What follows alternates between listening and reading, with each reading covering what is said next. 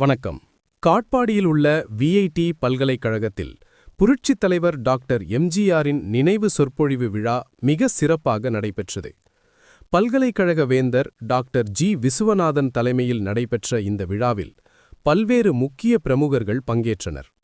இந்த விழாவின் சிறப்பம்சமாக புரட்சித் தலைவர் எம்ஜிஆரின் அண்ணன் மகன் மற்றும் மகள்களுக்கு விஐடி வேந்தர் டாக்டர் ஜி. விசுவநாதன் சால்வை அணிவித்து நினைவு பரிசுகளை வழங்கி சிறப்பான முறையில் கௌரவித்தார். இந்த நெகிழ்ச்சியான தருணம் அங்கிருந்தோரை நெகிழ்ச்சியில் ஆழ்த்தியது. விஐடி துணைத் தலைவர் செல்வம் முன்னிலையில் நடைபெற்ற இந்நிகழ்வில் முன்னாள் அமைச்சர்கள் மற்றும் முன்னாள் சட்டமன்ற உறுப்பினர்களுக்கும் சால்வை அணிவித்து மரியாதை செய்யப்பட்டது. இதனைத் தொடர்ந்து எழுத்தாளர் வசந்தநாயகன் எழுதிய எம்ஜிஆர் குறித்த புதிய நூல் விழாவில் வெளியிடப்பட்டது.